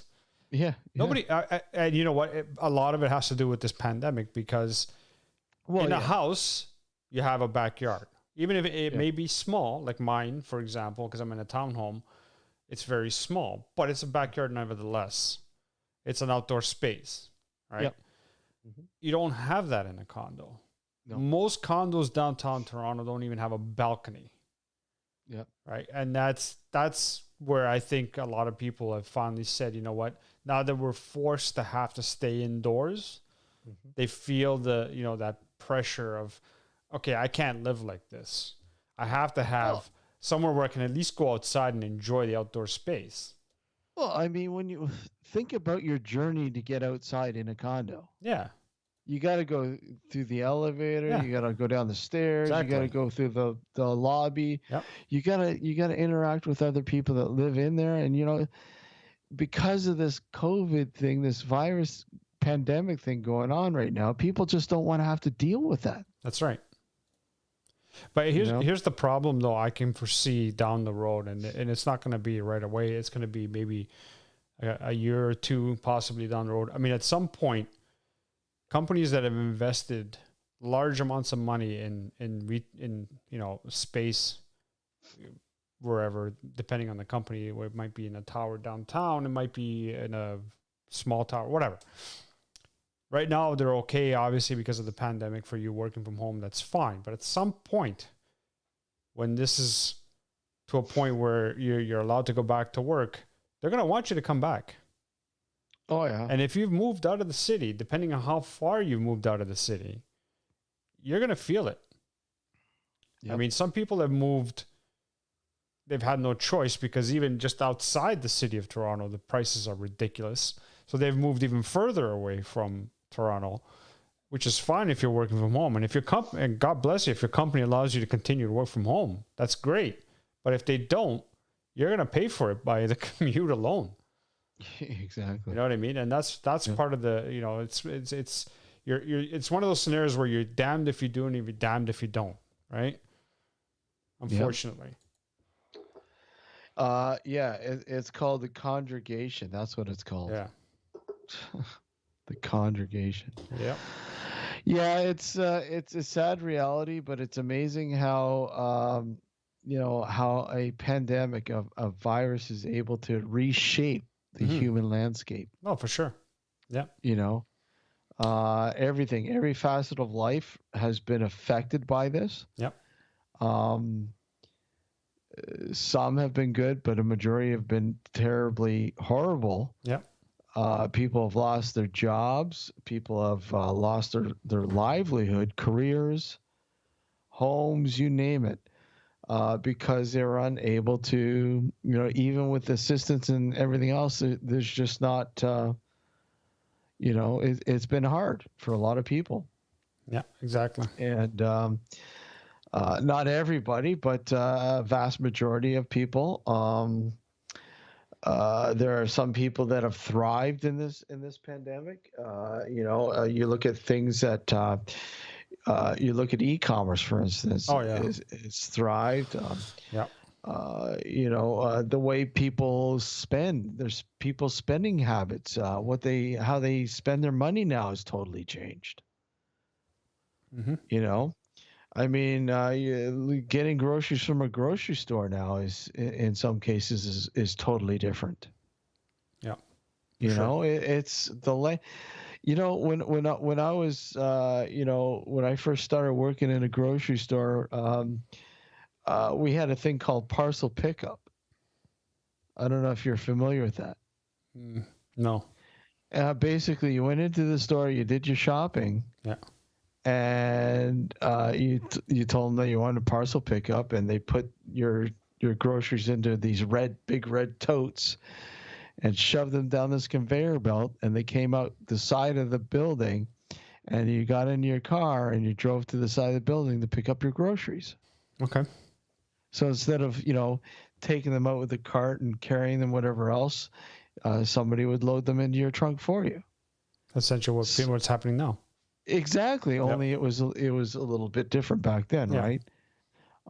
It's essentially what's happening right now. I mean, it's like somewhat of a revival of that. Yep. Kind of reminds me of consumers distributing. Why did you ever get rid of it then? It kind of reminds me of consumers distributing in a way. Well, yeah, exactly. Yeah. Consumers. It was always fun watching the tube go down with your order, and your order would come up this conveyor belt. Oh, look, it's coming. I remember when I was a kid, and I'd be standing right at the conveyor belt. I know, same here. Watching the shit come up. That was great. There you go, folks. I don't know how many of you out there remember Consumers Distributing. That shows our age, man. Yeah. But that was good. Yeah, that was great. I remember that well. I used to, no doubt, was my favorite store. Excuse me. To go in and I know, and you get the watch, catalog. get Flip the to the catalog, catalog and say, "Yeah, I want this," and you go to the store or the location, I guess, and you say, "This is what I want," and you write it down and whatever. And then, well, you remember you had to put in. There was like a code that you put in. Yeah. A series of numbers on the paper. Yep. And they take the paper and roll it up and put it in the tube and put it down, and you see it shoot down, and the vacuum tubes. Wait a few minutes, and all of a sudden it would, bang, it'd come up the conveyor. Oh, that's cool. I love that, man. The good old days. Yeah. Yeah. Not anymore. Nope.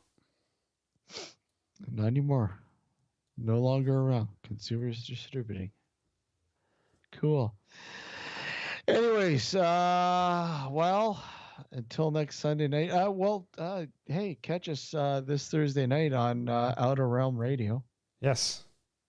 With Michelle and Amelia. We'll be on their show. This what time is it? 10 o'clock Central, so it'll be 10 o'clock our time. 10 o'clock p.m.? Yeah. Wow. That's late. I know. 10 o'clock. I know. Wow. Unless they do, they make an exception and start earlier, but I don't think so. No. This Thursday night, yeah. So check us out there. And again, Sunday night we have a guest that Alex doesn't want to say the last name. I just don't want to butcher it. We'll have it on our Facebook page. So I'm gonna email her soon just to confirm that she's still coming on. And if so, then I'll do the post up on Facebook on our Facebook chat group, and just go there and you'll know if you're subscribed to that or if you're liked our Facebook page. And that's Sunday night. Until then. Yep. Thank you everybody for tuning in and watching. Like and subscribe to the show on our YouTube page. Please. Yes, Ron. This automatically. The show will be. So if you're referring, before we get off, if you're referring to our show, obviously it'll be on YouTube. The one we're on this Thursday, yes, it's on YouTube. Just look up Outer Realm Radio or UPN Network. We'll post it on our Facebook group too. I don't know, Ron, if you're following us on Facebook or not, but if not, we'll send you a link. Either way. Until next Sunday night. Thank you for tuning in and watching us here on YouTube, and again, like and subscribe to the show. We'll see you next Sunday night. Thank you for joining us this evening. Take care, everyone. Have a good evening. Have a good night.